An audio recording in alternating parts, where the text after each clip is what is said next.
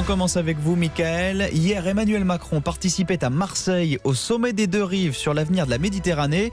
Mais il s'est aussi personnellement occupé de la situation politique pour les municipales. Et oui, c'était l'autre sommet des deux rives pour le président, celle de la République En Marche et de la droite locale que donc Emmanuel Macron veut rapprocher.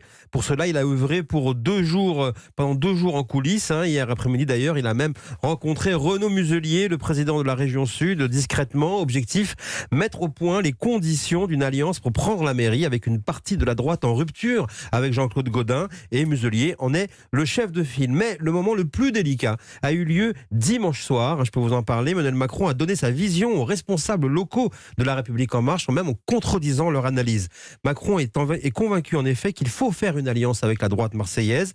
Les différentes options de candidature qui lui ont été présentées ne l'ont pas convaincu.